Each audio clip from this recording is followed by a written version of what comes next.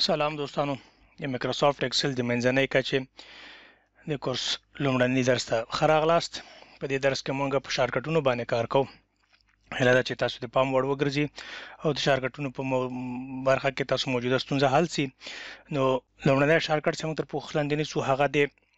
کنټرول ان په نوم باندې ده چې موږ کله غواړو نوې صفحه په ایکسل کې خلاصه کړو نو موږ د کیبورډ نه د کنټرول جمع ان بټن پریس کوو تر څو موږ ته یو نوې صفحه راکړي. لکه څنګه چې تاسو ګورئ دلته موږ ته نوې صفحه په لاس باندې راغله.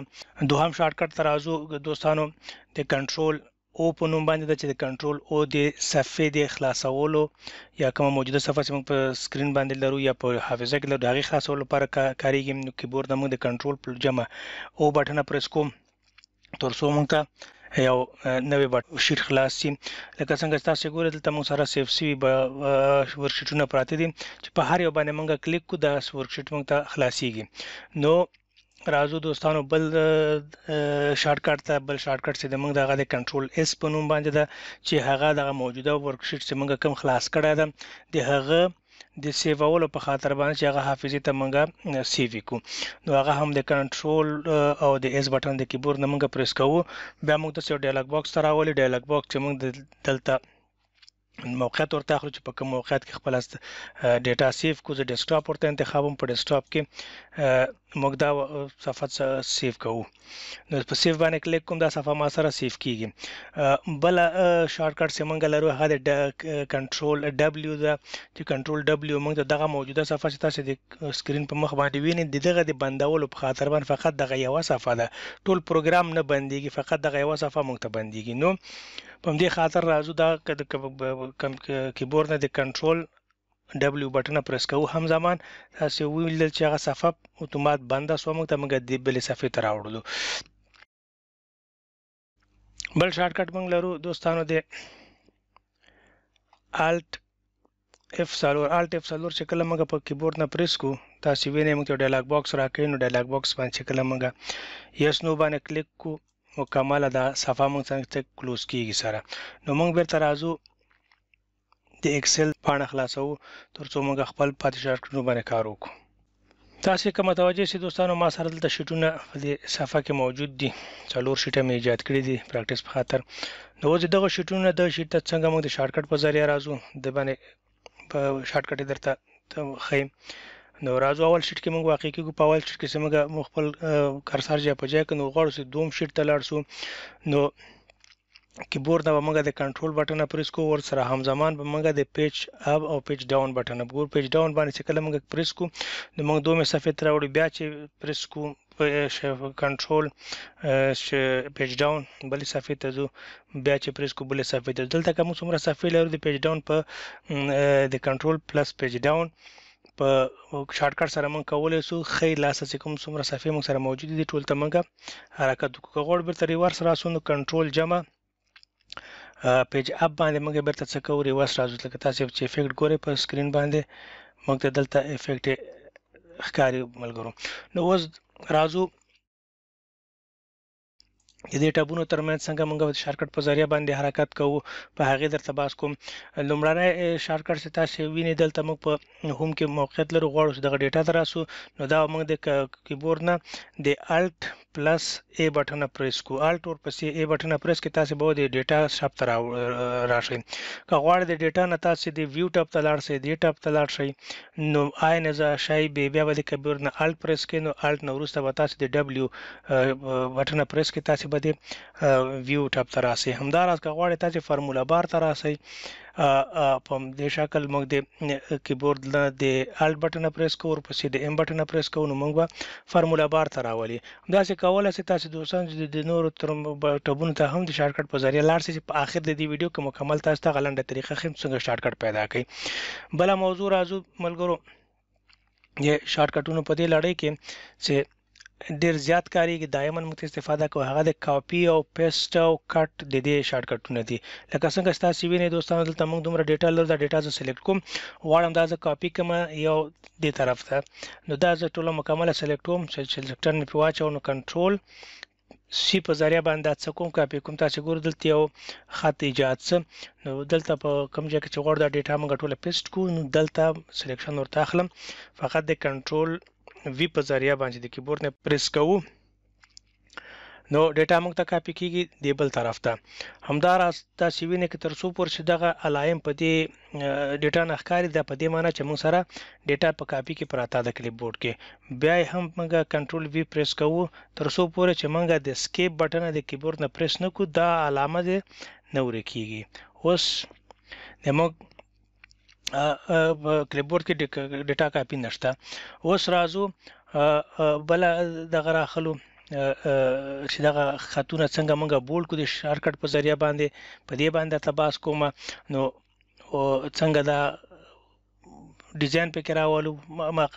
معمولی ډیزاینونه او بیا کولای شئ تاسو د نور شارټکټونه په خپل لاس جوړ کړئ نو دغه ټوله ډیټا زه غواړم چې د کاګه موږ ته وخی ټل سایز دی وخی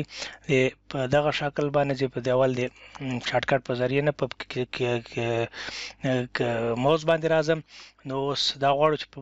شارټکټ کې څنګه راسو ورته پم دی باندې شارټکټ کلی چې دلته موږ سره په دغه کې د په کیبورډ کې کنټرول آی چې موږ کله پریس کو دا موږ ته دا ډیټا په دې شکل باندې خي غواړو چې دا رقم ته بولډ موږ ته وخی نو بولډ څنګه کوو د کنټرول بی په ذریعہ باندې موږ ډیټا بولډ خيو همداراز راځو دا ډیټا چې موږ ته سنټر ته سیدا په شکل باندې موږ ته وسیله کدل ته چې تاسو وینئ دا ډیټا سنټر سی باید دا ډیټا موږ په کم شکل باندې په سنټر کوو په کیبورډ نه نو دلته موږ د الټ بټن پریس کوو د الټ پسې متصل او پسې د ایچ بټن پریس کوو او پسې د ای بټن پریس کوو د ای بټن سره متصل د سی بټن پریس کوو تاسو وینئ چې زمونږ ډیټا ټوله څنګه شو سنټر ته راغله نو همداراز راځو دوستانو چې دغه ډیټا ته موږ بارډر ورکو بارډر ورته ایجاد کو شاوخوا نه خطونه ښکارا شي د هغې لپاره موږ د کیبورډ نه د الټ بټن پریس کوو الټ پسې متصل د ایچ بټن پریس کوو ایچ پسې متصل د بی بټن پریس کوو بی پسې متصل د ای بټن پریس کوو نو تاسو به وګورئ چې مکمل ډیټا د موږ د بارډر نه برخوردار اسول لکه دلته چې کلیک کوم تاسو دا ډیټا لیدل شي چې بارډر راځي غوړ دا بارډر لري کو بیا هم دا ډیټا موږ سلیکټ کوو دلته سلیکشن نو وروسته بیا راځو موږ د الټ بټن پریس کوو د الټ نه موږ د ایچ بټن پریس کوو د ایچ نه وروسته موږ د بی بټن پریس کوو بی نه وروسته موږ د ان بټن پریس کوو نو ان چې کله پریس کوو نو موږ ډیټا به ټول نورمال او عادي حالت ته راشي بل شارټکټ موږ سره د دوستانو چې څنګه کولای سو موږ د سلته یو سلته یا سو سیلنډر چې کوم سلیکټ کړي د سرنګ ورته ورکو شاته بیک ګراوند ته د هغې لپاره موږ هم ډیټا سلیکټو ډیټا چې کله سلیکټ بیا د الټ بټن پریس کوو الټ پسې بیا د ایچ بټن پریس کوو ایچ نه وروسته بیا راځو بیا د ایچ بټن پریس کوو نو دلته موږ ته دا ډایلاګ باکس خلاصيږي چې هر رنګ زمونږ خوښي به بارډر په بیک ګراوند باندې اپلای کوو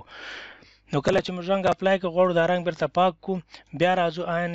موضوع باندې په الټ پریس کوو الټ پسې ایچ پریس کوو ایچ نه بیا ایچ پریس کوو بیا ورپسې ان پریس کوو تاسو وینئ چې ډیټا د موږ بیک ګراوند نه رنګ پاکيږي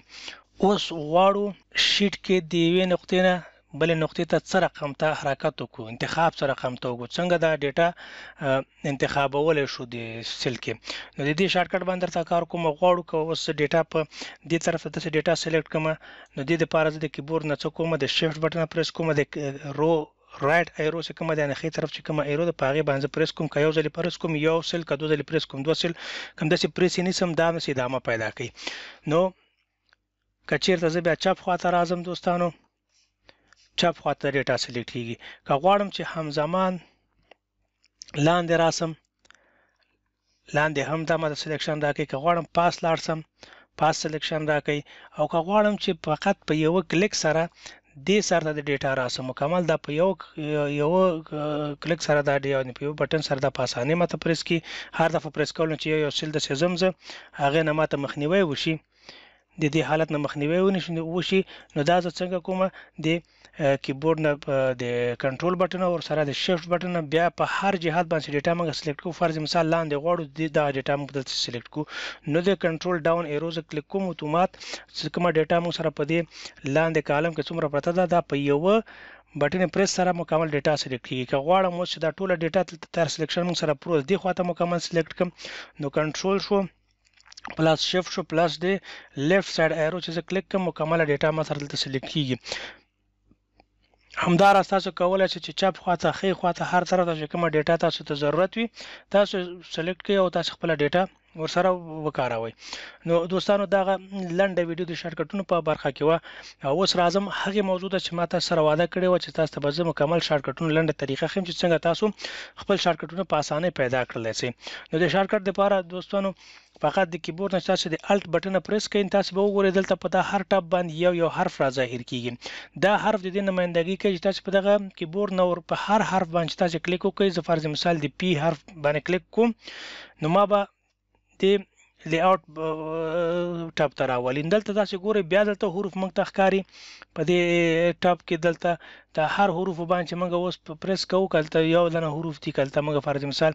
دوه حروف لرو همزمان په پریس کوو نو موږ دغه کمانډ پورې څنګه کوي رسوي. که غواړو دغه حالت نه وځه حروف موږ ته ښکاره نه شي دلته موږ کیبورډ نه به موږ د سکیپ بټن پریس کو یا به هم موږ په صفحه باندې دلته کلیک کو تر څو دغه د سلیکشن حالت نه راووځو. نو هیله ده چې په دا ویډیو مو د خوښې ورګرځېدلی وي او په دې برخه کې مشکل حل شوی وي. نو که زموږ چینل مو نوی سبسکرایب کړئ ملګرو زموږ چینل سبسکرایب کړئ ملګرو سره شریک کړئ ویډیو لایک کړئ.